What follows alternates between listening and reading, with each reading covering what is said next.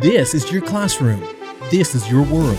But how does this and this connect to this? And how does all of this connect to you? Time to find out. I'm your host, Simon Jackson. Who's the superstar on the Edmonton Oilers? Connor McDavid. What happens is that you have these superstars, and usually the team is built around this superstar. And if for some reason or other that superstar, for instance, gets injured and is not playing, hey, something big will be missing with regard to the team, because the other players are used to either setting up the superstar to score, or they get set up by the superstar. So in other words, the team is just not the same without that superstar. When we come to the bison, the buffalo, we refer to it not as a superstar, but we could use that lingo, but we refer to it as a keynote species. Once upon a time, the sound of thunder wasn't an approaching storm, but the hooves of bison on the run. In Mount Robson, bison grazed over the Continental Divide from Jasper and in the valleys that fed the Columbia and Fraser rivers. But they aren't here anymore. Bison were amongst the most common animals across North America, and then settlers arrived. From tens of millions, bison declined to a few hundred animals. With the bison went natural systems, of course, but also so many cultures and peoples who coexisted with the bison and depended on them for survival. It is also a keystone animal, a keystone in terms of being a superstar with regard to culture. Dr. Leroy Littlebear is an advocate, educator, and global leader on Indigenous rights, having helped spark the United Nations Declaration on the Rights of Indigenous Peoples. We can have all the rights we want, let's say like about hunting, but if there's no animals to hunt, what good is it? Even though the bison have been removed from the Mount Robson ecosystem, this place doesn't just endure, it thrives. It's a testament to the resiliency of nature and the wonders of the fail-safes it has in place for when some of its residents disappear before their time. But for much of North America, bison were the fail-safe. When it's not there, a whole bunch of things start to happen with regard to the environment. Of course, the consequences were not just limited to the environment. Because without it, I'm just a little bit less Blackfoot. Unless you've experienced loss, real, true cultural loss, it's hard to really fathom what the loss of the bison meant to Leroy and his people. Being a little bit less Blackfoot with its absence, it would be similar to Christians, okay? In our modern world, for instance, we have sacred Christian places we go to. What if all of a sudden the Vatican was no more? Say, you could still have all the church beliefs, you could still practice them, but without that kind of iconic symbol out there, there's something missing. If the churches were taken away or all closed down, you could still have all the beliefs, and the people still had all the beliefs and so on, but they were just a little bit less Christian. Biodiversity advocate Harvey Locke adds, bison were treated very much differently than all other wildlife for historical reasons, relating to replacing them with cattle, so they were seen as competition, relating to controlling Indigenous people and removing their ability to be completely free on the landscape. And they were so close to extinction that they were perceived as something you keep behind a fence to keep alive, not something you keep at large in the landscape. In this era of truth and reconciliation, that reality, this story of the demise of the bison, matters. Leroy explains, the dream of our elders. They said, our young people hear our songs, they hear the stories, they see us perform the ceremonies. They're not making any connections. They're wondering, what's this all about? Because they don't see that buffalo out there. And so their dream was, if they see that buffalo out there free roaming as it used to, then the culture will become complete again. And as Leroy argues, it wouldn't just be the culture that's whole again if bison roam freely once more. It's got a mutual relationship with all those animals and whole ecosystem. It's about now that you might assume this is a sad story, a story of what could have been. And it is a story set against a dark backdrop, as Harvey Locke reminds us. Recent scientific assessment by the IPBES says we're in a crisis. Chemistry of oceans is changing. Extinction rates are, the latest global study signed off by many governments is that we're at risk of losing 1 million new species, and we need transformative change. But what we fear losing, for the most part, has yet to disappear. We still have time. And what we have lost in specific ecosystems, entire regions even, we can still return to the landscape. How so? Well, if you want to talk about transformative change, how about returning bison to their natural home, and not just on the prairies, but even in places like Canada's Rocky Mountains, in places like Banff National Park. Studies were done, turned out that bison have been in the landscape for 11,000 years. This clearly belongs there. Following on the heels of Yellowstone National Park's successful reintroduction of the wolf, Harvey explains the scientific community. We were thinking about wolves and grizzly bears and, what I call inconvenient species. But we weren't thinking about restoring wild bison. Bringing back the bison to the Rocky Mountains, Leroy says, is an idea akin to Connor McDavid being traded to the Toronto Maple Leafs at the trade deadline. Whenever it is reintroduced, it's almost bringing in that superstar into the environment. That potential is why Harvey believes we shouldn't just be fighting to save species at risk, we should be actively working to restore species that we've already lost. Getting it fully back as a wild feature in our lives is to restore harmony and balance with the natural world. At one time, 325 bison remained. Today, 500,000 can be found in pockets of their former range. A remarkable comeback story made all the more remarkable because one of those population pockets now includes Banff National Park. That's right, this isn't a story of loss or one of aspiration. It's a story of hope. The return of the bison to this part of the Canadian Rockies landscape wasn't magic. A few people dreamt it and worked for it. And now there's wild buffalo running around inside Banff National Park, which is pretty cool. Harvey Locke is right. It is pretty cool.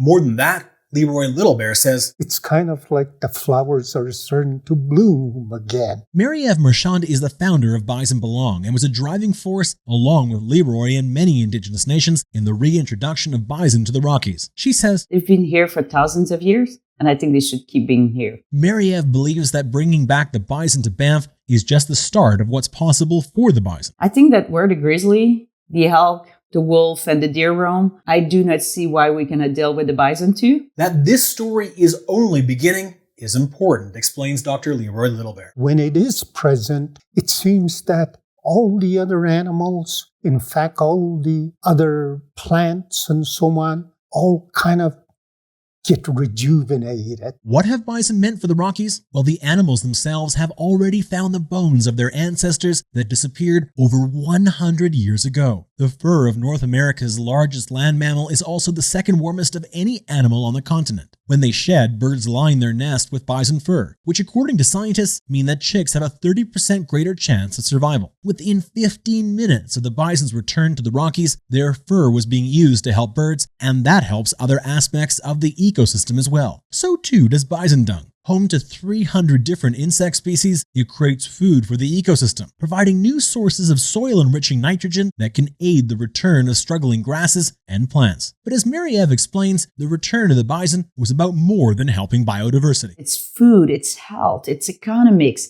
it's research, it's relationship, it's culture, it's conservation. Mary-Eve adds, the buffalo is the greatest environmentalist. We need to expand a relationship that I think it's key. Actually, the buffalo will be a way forward on how we walk this path of life with all the First Nation and all the beautiful cultural diversity that it brings. After all, reconciling with nature is part of the principles of truth and reconciliation, as Indigenous land use advocate Chloe Dragon-Smith reminds us. We can't reconcile our relationships with peoples if we don't think about reconciling our relationship with the natural world. With bison back where they belong in the Rocky Mountains, the cascading effect of positivity hasn't just been felt across one ecosystem, but across numerous cultures, as Dr. Leroy Littlebear explains. Because the buffalo has been absent from us, all those teachings it had showed us we need to relearn those. And that matters. The absence of the buffalo really resulted in a lot of stress because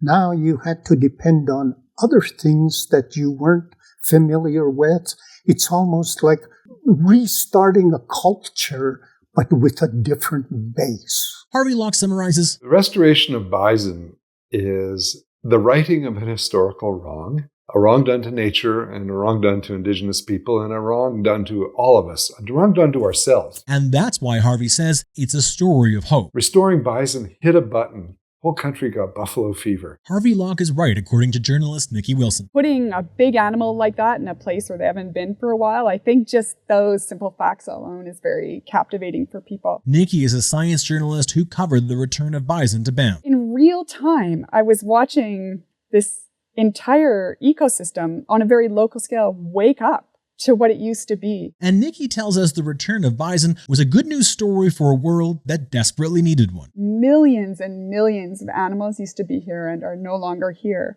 I really think most people want that at least somewhere or in their life somehow.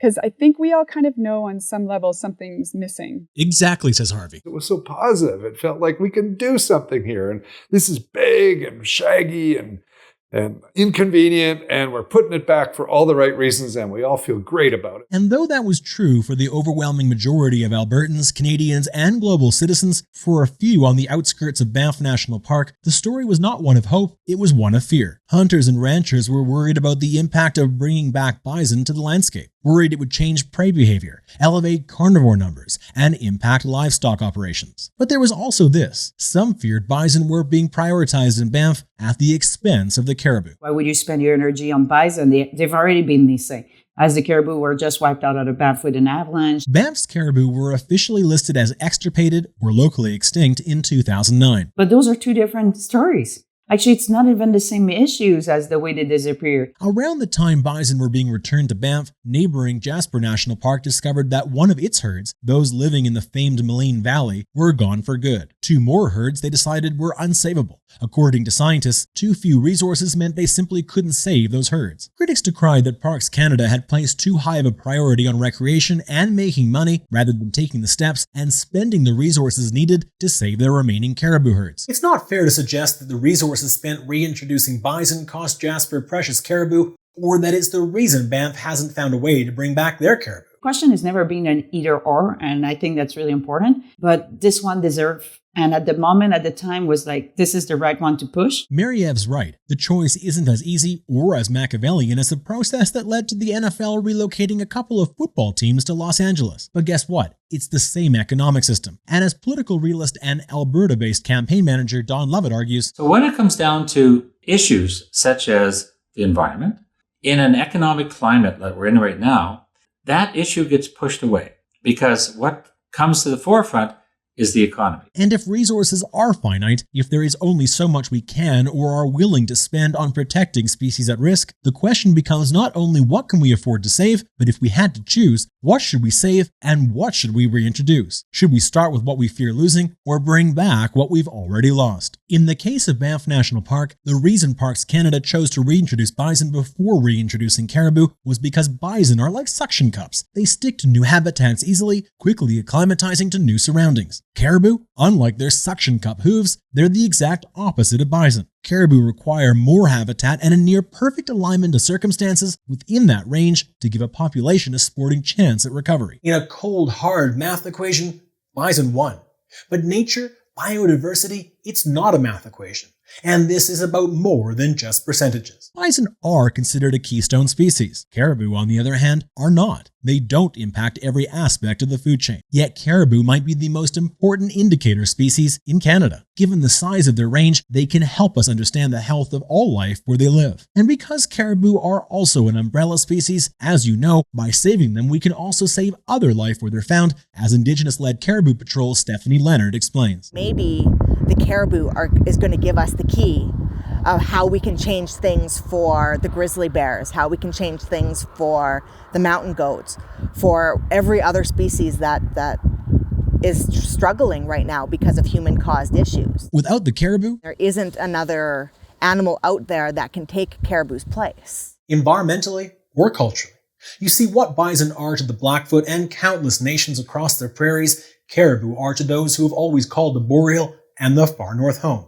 In other words, saving the caribou also matters if our goal is reconciliation. Caribou Patrol's Nikita Lattery adds, "You can't just completely give up on a species because, sure, we wouldn't just give up on our own either. We always try to help each other. Let's try and help living beings." Dr. Leroy Littlebear agrees. Most of us think in very short terms. We begin to say, well, that's not going to be about me, say.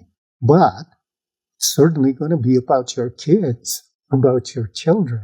That's why it's important to look at it from that bigger, wider scope, from that bigger, wider perspective.